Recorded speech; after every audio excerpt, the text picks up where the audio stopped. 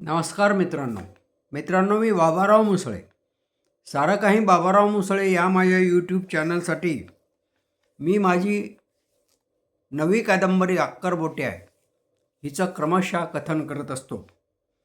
आज 30वा भाग आहे आणि दर बुधवारी, शुक्रवारी आणि रविवारी असे 3 दिवस हे भाग मी आपल्यासमोर सादर करत असतो. आज रविवार आहे आणि म्हणून या भागाला मी आपल्यासमोर सादर करतो आहे. मागच्या भागामध्ये आपण असं पाहिलं की रत्नाला तिच्या नवऱ्यानं मरणाआधीच सांगितलं होतं की तुला शाळेमध्ये चपराशाची नोकरी करायची आहे. अध्यक्षांना मी तसं सांगितलेलं आहे आणि त्यानं शपथ घेतली होती तिच्याजवळ आणि त्यामुळे मग नाईलाजानं रत्ना त्या गोष्टीसाठी तयार झालेली होती. त्यात मग अध्यक्षही एक दिवस तिला भेटायला आले आणि त्या अध्यक्षाचं वागणं तिला काही पसंत पडलं नाही. पण अध्यक्षांना सांगितले की बुवा 2-4 दिवसामध्ये 8 दिवसामध्ये तुम्ही अमुक सगळे कागद तयार करा आणि मग मला भेटायला या. आणि ती आणि वंदना ते कागद तयार करून मग भेटायला सुद्धा गेली होती. तर नंतर मग भेटून आल्यानंतर एक दिवस अक्करबोट्या राजाच्या हाती अध्यक्षाचा निरोप आला आणि तो निरोप वंदनाला त्यानं सांगितला. पण त्यानं एक अट घातली की तुझ्या घरी रत्नाला बोलव आणि रत्नाला मी मग माझ्या मी सांगेन, मग माझ्या तोंडानं मी सांगेन. वंदनाला हे मोठं वेगळंच वाटू लागलं की हा किती तिच्या मागं लागतो आणि विनाकारण ना, काही गरज नाही. पण आता अटकली कोल्ही मंगळ बोली असं म्हणतात आणि म्हणून मग तिनं रत्नालाही बोलावून घेतलं आणि रत्नानं त्या राजाला पाहिल्यावर तर आणखी पुन्हा ती त्रस्त झाली की नको इथं थांबणं आणि ती लगेच निघालीही होती. पण तरी वंदनानं तिला स्वतःची शपथ घातली आणि थांबायला लावलं आणि तिनं सांगितलं की मी जास्त वेळ थांबणार नाही, काय असेल ते सांगा लवकर. तर मग अक्करबोटे राजूनं तिला सांगितलं की काही नाही तसं अवघड गोष्ट नाही, पण तुम्हाला अध्यक्षांकडून निरोप आलेला आहे माझ्याजवळ. माझे ते नातेवाईक आहेत, माझे साडेभाऊ आहेत ते, आणि त्यांचं म्हणणं आहे की तुम्ही उद्यापासून नोकरीला जा, म्हणजे शाळेत तुम्ही उद्यापासून नोकरीला जा. आता हे आनंद तर झालाच, पण एकाऐवजी 2 माणसं तिच्या पाठीमागं लागल्यासारखे तिला वाटू लागले. एक तर तो अध्यक्ष तसा नालायकपणा करतो आणि हाही माणूस उठसूट.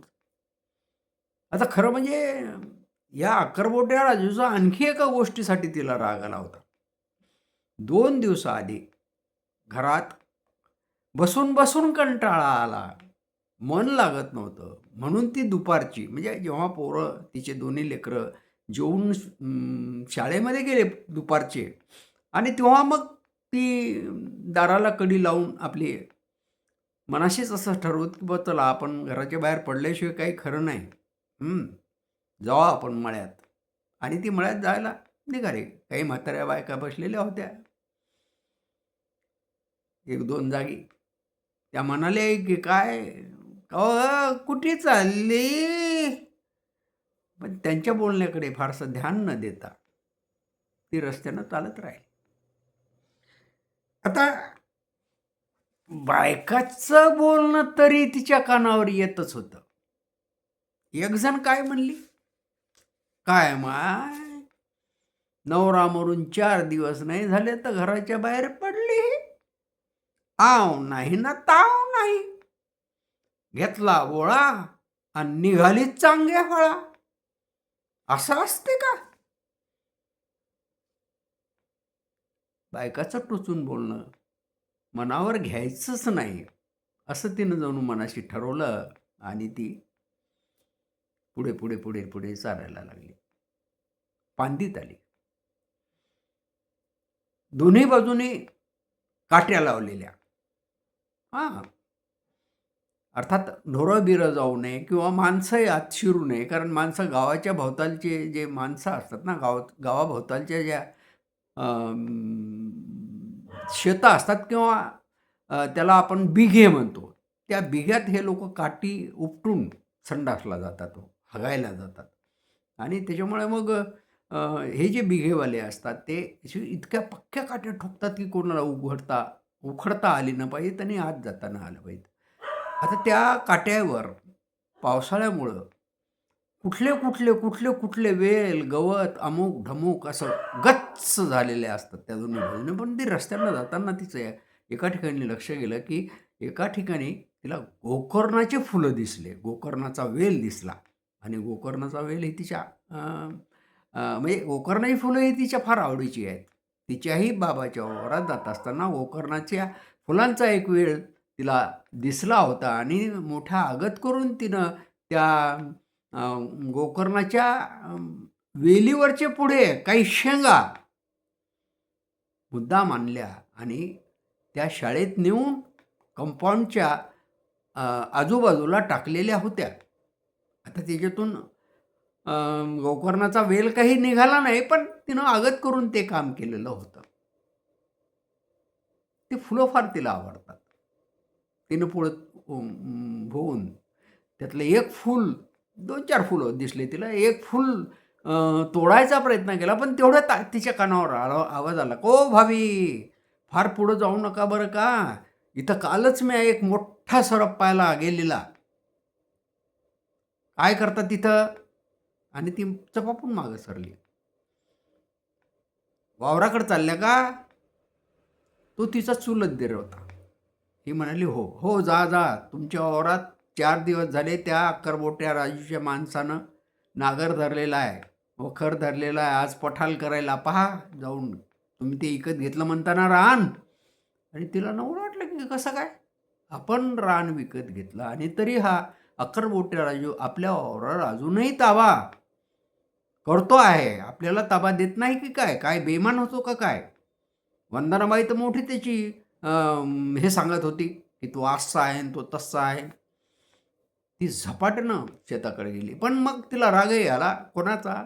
तर दिलीपचा, की 4 दिवस झाले जर समजा त्या माणसानं नागर धरला, वखर धरला आणि आता पठालही करायला, तर मग या दिलीप भाऊजीनं आपल्याला का सांगू नये? एरवी दिलीप भाऊजी म्हणजे सांगकामी आहे. आणि म्हणून तिनं त्याच्याकडेही दुर्लक्ष केलं, की जाऊ द्या, आपणच जाऊ. आणि ही गेली झपाट्यानं. तर खरंच पठाल करणं चालू होतं. पठाल म्हणजे काय? उलटा वखर टाकलेला असते आणि त्याच्यावर उभं राहायचं त्या माणसानं आणि मग तो वखर हाणायचा. म्हणजे त्याच्यामुळं काय होतं, की बाजूला माती जाते आणि एक वाफाच्या वाफा असा इथून तिथून तयार होत असतो. ही गेली, तिनं विचारले, "का हो दादा तुम्ही कोण? आमच्या वावरात तुम्ही काहून आऊत धरलं?" तर तो म्हणला, "बुवा मी अक्करबोट्या राजूचा मी गडी हो. मले काय मालकानं सांगितलं, अमुक कर, तसं मी करायलो. नाही पण तरी अहो हे वावर तर महा आहे ना." "हो ते सगळं खरं आहे तुमचं, पण मालक दे." त्यानं म्हणल्यावर मले काय?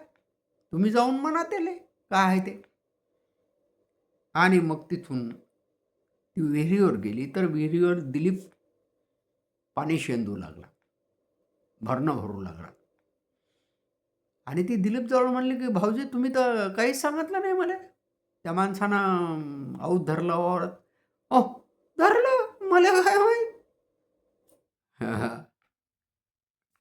तिनं त्याच्याकडे दुर्लक्ष केलं आणि त्याला विचारलं, की "बाई कुठे आहेत?" तर तो म्हणे, "बाई गेली म्हणे तिकडल्या माळाच्या वावरात. बाया घेऊन गेली कापूस वेचायले." झालं. मग आता त्याच्याजवळ थांबण्यात काही मतलब नव्हता. वंदना सरळ घराकडे आली. या रत्ना सरळ घराकडे आली. या बाबतीत वंदनाला तिला बोलायचं होतं, की हा माणूस असं का करतो? आणि मग जेव्हा हा प्रसंग आत्ताचा जो आला, की त्या माणसानं सांगितलं, की बुवा तुमच्या नोकरीबाबत अध्यक्षानं मला सांगितलं, की उद्यापासून तुम्ही नोकरीवर जॉइन व्हा, सुरू सुरू करा.